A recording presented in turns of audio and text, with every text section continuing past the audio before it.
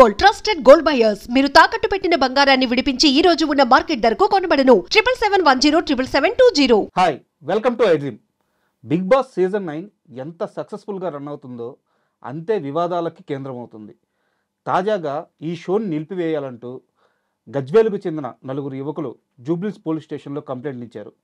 అసలు షో మీద కంప్లైంట్ ఇవ్వాల్సిన అవసరం ఏముంది, వాళ్ళు ఏం డిమాండ్ చేస్తున్నారు, అసలు షోలో నడుస్తున్న ఆ కంటెంట్ ఏదైతే ఉందో అశ్లీలంగా ఉందా, ప్రజలను తప్పుదోవ పట్టించే విధంగా ఉందా, ఇలాంటి అన్ని విషయాలను శేఖర్ భాషా గారిని అడిగి తెలుసుకుందాం. హాయ్ సార్, నమస్తే. హాయ్ రాజా. సార్, బిగ్ బాస్ సీజన్ 9 అంటే కంటెంట్ పరంగా కానీ అక్కడ ఉండే కంటెస్టెంట్స్ ఇచ్చే ఆ ఎంటర్టైన్మెంట్ పరంగా కానీ ఓకే, షో బాగా నడుస్తుంది. బట్ ఎప్పుడూ లేని విధంగా, అంటే గతంలో చాలాసార్లు ఉన్నా కానీ ఈసారి కొత్తగా అసలు షోనే ఆపేయాలి, ఈ షో కరెక్ట్ కాదు, సమాజానికి ఈ షో వల్ల చాలా నష్టం వస్తుందని గజ్వేలుకు చెందిన ఒక నలుగురు యువకులు కంప్లైంట్ ఇచ్చారు జూబ్లీస్ పోలీస్ స్టేషన్లో. నాకు తెలిసి మీరు కూడా ఆ కంప్లైంట్ చదివి ఉంటారు. అసలు ఏం సార్ ఆ కంప్లైంట్ చదవడం కదా, వాళ్ళతో కూడా మాట్లాడాను నేను. ఓకే. అయితే ఇప్పుడు ప్రోగ్రాములు బాగాలేదని మన టీవీలు బాగా కొట్టేసుకుంటామా, సినిమాలు బాగాలేదని తెరలు చింపేసుకుంటామా, వేలుగు పుండు అయితే వేలు నరికేసుకుంటామా? కాదు కదా. ఎక్కడ ఏం లోపాలు ఉన్నాయి వాటిని సరిదిద్దుకొని అలా బిగ్ బాస్ ముందుకు వెళ్తే సరిపోతుంది అనేది నా వాదన. ఓకే. లేదు వాళ్ళు అసలు ఇట్లా షోలే తీసేయాలి అని చెప్పి వాళ్ళు డిమాండ్ చేస్తున్నారు. దానికి కారణం ఏంటంటే మెయిన్ వాళ్ళు పాయింట్అవుట్ చేస్తుంది సెలక్షన్ క్రైటీరియా. ఓకే. ఏవో వేరే వేరే సీజన్లో ఉన్న కొన్ని ఫుటేజ్లు ఏవో చూశారు వాళ్ళు. ఇంకోటి ఆడమగా కలిసి ఆడుకుంటున్నారు గేమ్లన్నీ కూడాను, ఫిజికల్గా వాళ్ళు వీళ్ళ మీద వీళ్ళు వాళ్ళ మీద పడడం. ఈ కల్చరా మీరు మన పిల్లలకి నేర్పించేది అని వాళ్ళు ప్రశ్న లేవనెత్తారు.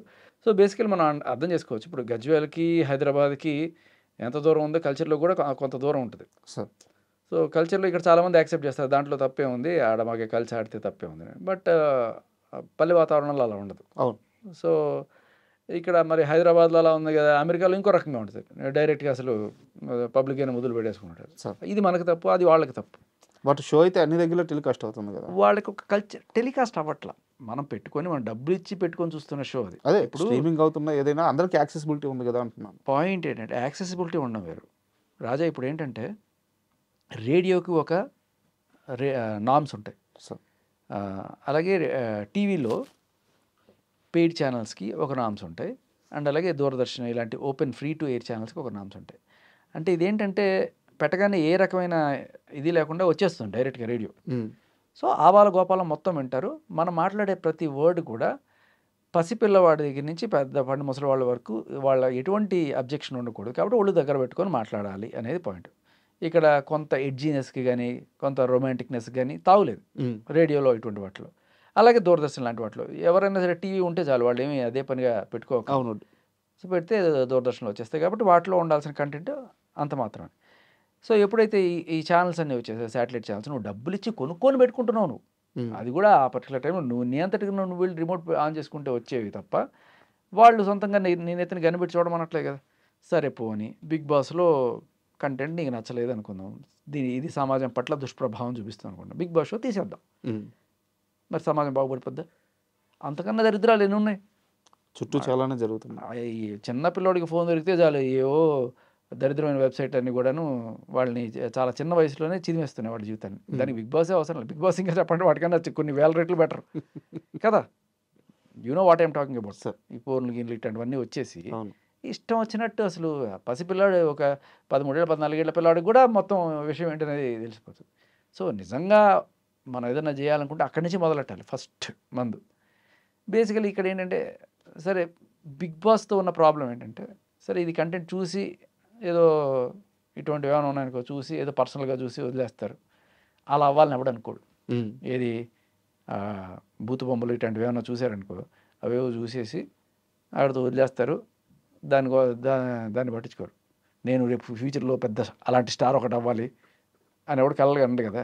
కానీ బిగ్ బాస్లో ఉన్న ప్రాబ్లం ఏంటంటే నేను కూడా రేపు అక్కడికి వెళ్ళాలి అని ప్రతి ఒక్కడు ఆశపడతాను. అవును. సో ఈ యాస్పిరేషన్లో అంటే నేను అక్కడికి వెళ్ళాలంటే నేను ఎలా ఉండాలి? ఆదర్శవంతంగా ఒక మంచి సమాజ సేవ చేస్తే నన్ను తీసుకుంటారా? లేదు నేను వెళ్ళాక బూతులు తిడితే తీసుకుంటారేమో. ఎగ్జాక్ట్గా రాజాకి కూడా ఒక కోరుకుని ఉండొచ్చు బిగ్ బాస్కి వెళ్దామని చెప్పి. సో నేను ఇంత చక్కగా మంచి ఇంటర్వ్యూలు చేసి మంచి కంటెంట్ ఇస్తే వెళ్ళరు సార్. ఏదో ఒకటి ఇప్పుడు శేఖర్ భాష వాడి మీద పడే 2 కొట్టేసి వాడు 4 బూతులు తిట్టేసామంటే పాపులర్ అయిపోతుంది సడన్గా. ఇప్పుడు రాజా రేపు ఇదే పని చేస్తాడు, రాజాకి బిగ్ బాస్ కి వెళ్ళాలని ఖచ్చితంగా అభిప్రాయం ఉంటే ఉంటే సో అది తప్పుడు మార్గంలో చూపిస్తున్నట్టు అవుతుంది కదా అని ఇక్కడ క్వశ్చన్. అదే అంటున్నా, ఇది మనం కొంచెం సూక్ష్మంగా పరిశీలించాలి. డైరెక్ట్గా బ్రాడ్గా చూసామనుకో ఓహో అది అనిపిస్తుంది. ఇక్కడ ఏంటంటే బిగ్ బాస్ ఒక సెకండ్ ఛాన్స్ ఇస్తున్నాడు అన్న కోణంలో కూడా చూడవచ్చు వీళ్ళందరికీ. ఒకటేంటంటే ఇప్పుడు బూతులు తిడుతుంది అనే కోణంలో రమ్య కాదు తిట్టింది, వాళ్ళ అక్క తిట్టింది. బట్ అదే ఫ్యామిలీ నుంచి వచ్చింది కాబట్టి ఇప్పుడు నాన్న దొంగ అయితే కొడుకు కూడా దొంగ అంటామా? కాదు కదా. సో ఈవిడ్ని ఒక గ్లామర్ కోణంలో తీసుకున్నారు. బట్ అక్క తిట్ల వల్ల సడన్గా ఎవరు అనేది జనాలు అందరూ కూడా సెర్చ్ చేయడం మొదలెట్టారు.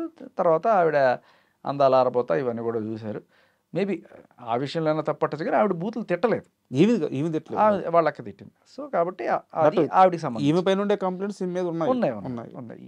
ఇప్పుడు గ్లామర్ ఆరబోతాయే తప్పు అనుకుంటే ఈవిడికన్నా దారుణంగా చేసే ఐటమ్ సాంగులు చేసే బోల్డ్ మొహమ్మద్ ఖాన్ రాలేదా? సో అది మనం సమాజంలో యాక్సెప్ట్ చేసేసిన ఒక అది.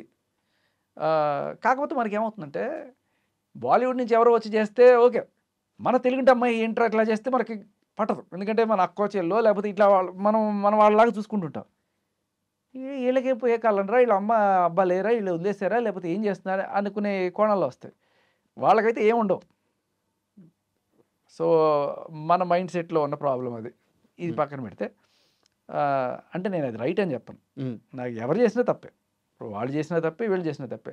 బట్ మన కోణంలో ఏంటంటే వాళ్ళు చేస్తే రైట్, వీళ్ళు చేస్తే తప్పు. డ్రగ్స్ సంజన ఇక్కడ ఆవిడ నిర్దోషి అని తేలింది. బట్ ఒక్కసారి మన మీడియాలో ఎవరన్నా సరే నింద వేసేసాడంటే ఎలా ఉంటుందంటే నింద చాలా పెద్ద ఫస్ట్ పేజ్లో వస్తుంది, హెడ్లైన్స్లో. ప్రూవ్ అయిపోయింది 13వ పేజీలో ఎక్కడో అవును వాడిని రిలీజ్ చేశారని వస్తుంది. ఎంత దారుణం కదా.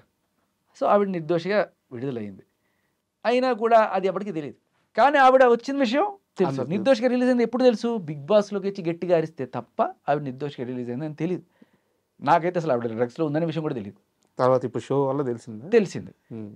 బట్ ఇక్కడ ఒక ఆవిడ ప్రూవ్ చేసుకోవడానికి ఒక అవకాశం ఏంటంటే నిజంగా డ్రగ్స్ అలవాటు ఉండుండే రోజు అది లేకపోతే నాలుగు పెడచగట్టుకుపోయి ఆ విత్డ్రాల్ సిమ్టమ్స్ వచ్చేసి ఇప్పుడు రాజస్థాన్కి సంబంధించిన కేసులో మనం చూసాం కదా, అవన్నీ నాకు విత్డ్రాల్ సిమ్టమ్స్ వచ్చేస్తున్నాయిరా అదిరా ఇదిరా అలా ఉంటుంది. డ్రగ్స్ అలవాటు ఉండే వాళ్ళ పరిస్థితి లబలబలబల లేకపోతే పీక్కు నాలుక. ఇప్పుడు ఈవిడ ఇన్ని రోజులు ఉందంటే ఆవిడ ప్రూవ్ చేసుకుంది ఆవిడకి అలవాటు లేదని. లేకపోతే ఎట్లా ఉంటుంది, వేరే రకంగా బిహేవియర్ ఇష్యూస్ వచ్చేసి హే అని చెప్పి ఒకళ్ళ మీద పడిపోయి కొట్టాడు, ఇటేమన్నా చేసిందా? లేదు కదా. మీరు అన్నట్టు ఇది సెకండ్ ఛాన్స్. ఎస్. సో ఇక్కడ కూడా అంటే వాళ్ళ జాతకం బాలకో లేకపోతే వాళ్ళ ఫేట్ వల్ల వీళ్ళందరూ కూడా ఒక కేటగిరీలో మనం చూస్తున్నాం. కాదు, వీళ్ళని నిజంగా లైఫ్లో వేరే చూడండి, వాళ్ళని నిర్దోష అనే విషయం నిజంగా ఇవాళ ఆవిడ బిహేవియర్ వల్ల ప్రూవ్ అవుతుంది. మేబీ ఆవిడ దొంగతనాలు చేసి ఉండొచ్చు, లేకపోతే ఏదో గట్టిగా అరగెంట్గా మాట్లాడి ఉండొచ్చు ఎవరు Sanjana. But that doesn't mean ఆ డ్రగ్స్ లైఫ్ ఆవిడికి ఆపాదించలేము మనం ఈ బిహేవియర్ తోటి. And for more videos, please subscribe to iDream. Please subscribe to iDream. Please subscribe iDream. And please subscribe to iDream. For more videos, subscribe to iDream. please like, share and subscribe to the channel. Congratulations, iDream. Subscribe to iDream. Subscribe to iDream. So subscribe to iDream Media. iDream ki iDream team andarki huge congratulations. Please subscribe iDream Media. Please subscribe to iDream. Subscribe iDream. Please subscribe to iDream. iDream అంటే నా కళల channel subscribe చేసుకున్న నోరు తిరుగుతలేదు, మీరైతే గంట గుర్తు కొట్టండి. For more such videos, please subscribe to iDream. Subscribe to iDream. Please subscribe to iDream. Please subscribe iDream Media. Please do subscribe to iDream. Please subscribe to iDream Media. For best entertainment and information, please subscribe iDream. And don't forget to subscribe to iDream.